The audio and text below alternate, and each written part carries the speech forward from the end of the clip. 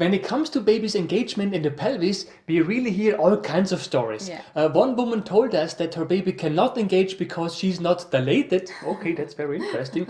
Other women told us that their doctor proposed a C-section because baby's not engaged. So we said, holy camole, we really should do another video on baby's engagement. Absolutely. So in this video, we are going to discuss the 5 most important reasons why a baby may not engage before labor starts and why they are not necessarily a reason to worry. Yes, this is Natalie, a pregnancy and birth consultant and TCM therapist. And that's Matthias, a researcher and science geek, and we help expecting mummies and their babies naturally and science-based. Yeah, so why do some babies not seem to have any plans to engage or drop, as they say, before labor starts? Alright, so before we go through our list, let us first briefly explain what exactly engagement means, because that too is something that seems to confuse many women, right? So basically, when you give birth to a baby, that baby obviously has to somehow move through your pelvis, right? And your baby's descent into your pelvis normally, I said normally, right? Starts before labor begins, right? Exactly. And your baby's descent into your pelvis is measured in stations relative to what is called your ischial spines. The ischial spines are those little things that you can see here, right? And there are different scales to measure those stations, but normally they use a scale from -5 to +5, where -5 means that your baby is furthest away from your ischial spines, and +5 means that your baby is crowning, basically, right? Exactly, and 0 means that the baby is right here at your ischial spines, right? And when that's the case, we say that baby is engaged or that baby has dropped. And normally, there I said it again, right? Normally, we expect the baby to engage approximately some 2 to 4 weeks before labor starts, most likely sometime in or after week 36. Exactly. Right? But please do not panic if this hasn't happened to you so far. We have more to say about the right timing later in this video, okay? Exactly. Now you have to understand that because of how your pelvis is built, ideally your baby engages with the head first. But not only that, you see the opening here at the top of your pelvis has an oval shape that extends horizontally, okay? And because of that, ideally your baby enters your pelvis while facing your back and while baby's head lies sideways. Yes, but the reason why baby should face your back is not so much that baby can engage, but rather that this makes it easier for your baby to exit your pelvis. Yes, exactly. Good point. So engagement-wise, ideally, your baby's head enters your pelvis in a sideways position, but of course, in theory, this is also possible if your baby faces your front and not your back, which is called posterior position. Yes, and not only that, babies can also engage in other positions. For example, if your baby is breech, it's gonna be their legs or butt that engages in your pelvis first and not their head, right? Yeah. In fact, women give birth to breech babies or posterior babies all the time. It is possible, however, as Matthias already mentioned, because of how a baby moves through the pelvis, we preferably like to see that baby engages with the head first while facing your back, right? Yeah, exactly. So the question is, what can be good reasons why baby has not yet engaged, although you're like 36 plus weeks pregnant? Well, the first reason could be baby's position. So again, in theory, a baby can engage in many different positions. That's not the problem. The problem is that it is going to be more difficult for your baby to engage when baby is not in an optimal position. For example, in this position, it's going to be more difficult for your baby's head to enter your pelvis and to engage compared to that position, right? Yes, or maybe your baby is in an oblique head down presentation, which means that baby's head is not perfectly positioned over the entrance of your pelvis, if you will. However, none of those cases is necessarily a reason to worry. Most babies will find a better position eventually and engage. They may just do it later than other babies. Yes, and later we are going to tell you what you can try to support that process, right? The second reason where a baby may have not yet dropped is when baby's head is quite big relative to mother's pelvis.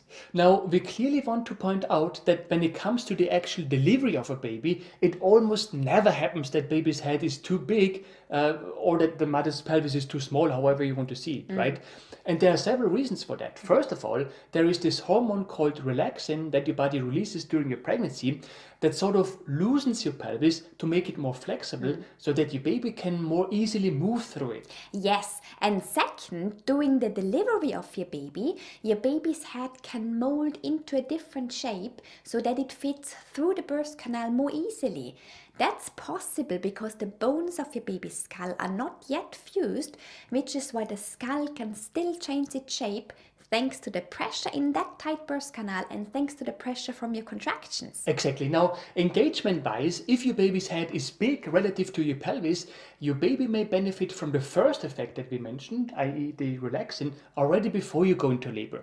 The molding effect, on the other hand, will only kick in during the pushing phase because this is when the pressure is highest, right? However, because you will obviously experience contractions not only just in the pushing phase, but already from the very beginning of labor, that pressure from your contractions may just be what your baby's head needs to engage in your pelvis. But because that pressure is not yet there before your labor starts, it may be the very reason why your baby has not yet engaged so far. Exactly. And I also want to point out that if your baby is big, baby's position can really be the key to engagement. The next common reason why a baby may not be able to engage are anatomical issues. Yes, so we are talking about anatomical issues in regard to your pelvis or uterus, right?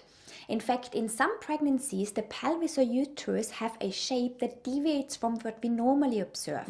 And so whenever that's the case, it could prevent the baby from engaging in the pelvis.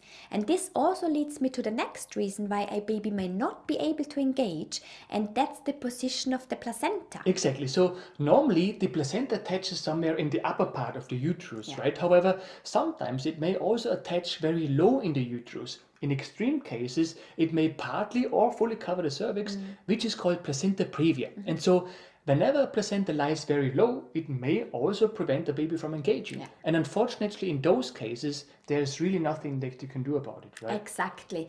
And then the final, and in our opinion, most important reason why a baby may not have engaged yet is that there is no particular reason at all, except that baby is going to do it later.